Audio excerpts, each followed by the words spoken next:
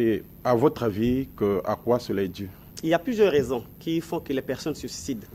Il y a, je peux les classer en deux facteurs. Il y a d'abord le facteur socio-économique et ensuite il y a le facteur spirituel, entre parenthèses, je mets entre parenthèses envoûtement. Mais je reviendrai là-dessus.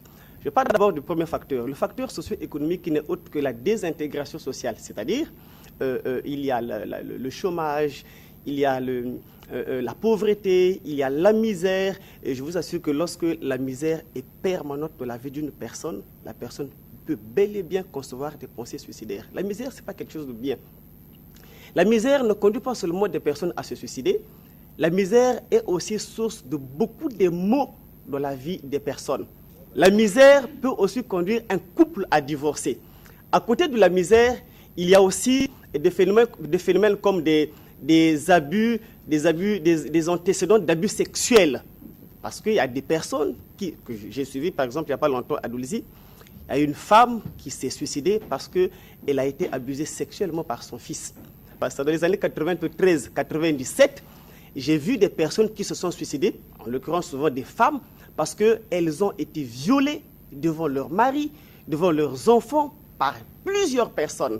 Et ça a tellement affecté leur esprit qu'ils étaient contraints de se donner la mort. Donc, à côté des abus, des antécédents d'abus sexuels physiques, il y a une vie d'échec en échec. Il y a aussi la honte de la culpabilité. La culpabilité peut aussi amener une personne à se suicider. Il n'y a pas longtemps, j'ai suivi ça sur les médias. Il y a un homme qu'on appelle, je crois qu'il doit être américain, un certain Castro, qui a séquestré 3 jeunes filles pendant 10 ans dans sa maison. Et quand elle a été condamnée, elle a été arrêtée, on l'a condamnée, on l'a mise en prison. Et par la honte de sa culpabilité, il s'est donné la mort. Voilà autant de facteurs qui peuvent être à l'origine des pensées suicidaires. Mais si on peut revenir sur le problème des échecs, et souvent nous voyons que les élèves, beaucoup d'élèves, quand ils ont enregistré des échecs, souvent ils sont prêts, presque prêts à se suicider. Est-ce que vous pensez que cette attitude-là se justifie? Bon, je voudrais dire ceci, M. Désiré. Humainement parlant, je peux les comprendre. Je dis humainement parlant.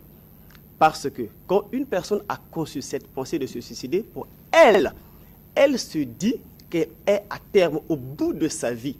N'ayant pas trouvé gain de cause dans ce qu'elle cherchait, elle se dit que pour elle, la vie n'a plus d'importance, donc elle préfère mourir. Donc, humainement parlant, je peux les comprendre. Mais en tant que chrétien, je ne les comprendrai pas. Parce que quand ils le font, ils mettent en cause la souveraineté de Dieu. La vie d'une personne ne dépend pas d'elle-même. La vie d'une personne ne l'appartient pas. Mais la vie d'une personne appartient à Dieu. Si quelqu'un a besoin de quelque chose, il a le droit, et d'ailleurs, il a même la contrainte de regarder à Dieu. C'est Dieu qui donne, c'est Dieu qui pourvoit, et Dieu le fait au temps opportun. Mais si vous dites qu'ils mettent en cause la souveraineté de Dieu, n'est-ce pas ce même Dieu-là qui les laisse dans cette situation d'échec ou dans cette situation de difficulté? Non. Parce que c'est ce qu'ils se disent, eux. Ce n'est pas ce que moi je dis, mais ils se disent que non, si moi je n'ai pas été admis à mon examen, c'est parce que Dieu m'a abandonné. Ou alors si j'ai telle ou telle difficulté, c'est parce que Dieu m'a abandonné. En fait, c'est quoi? Les élèves, comme vous le dites, beaucoup de personnes, des élèves, pensent que la réussite de la vie ne dépend que des diplômes ou ne dépend que de la réussite à l'école. C'est faux. Dieu a un projet dans la vie de tout un chacun. Il y a des gens sur la terre qui ne doivent pas réussir sur la base des diplômes.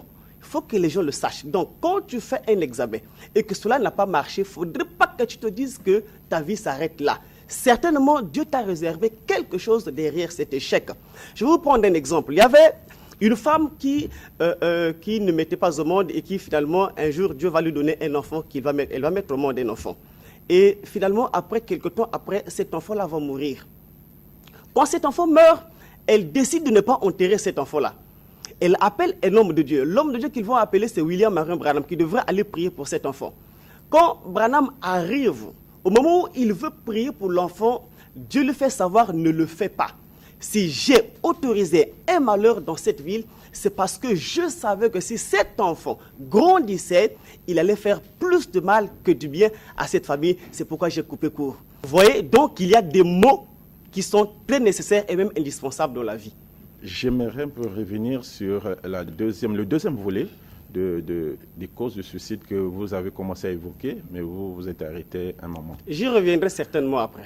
Quand vous avez évoqué les causes, c'est comme si vous avez pris le suicide comme étant simplement un phénomène social. Est-ce que vous pensez qu'un individu ne peut pas avoir des raisons personnelles particulières qui peuvent l'amener à se suicider? Ces raisons doivent avoir forcément une relation avec les cas sociaux. Avec les cas sociaux. Donc dans la société dans laquelle la personne... Naturellement, la personne qui vit dans la société a des problèmes.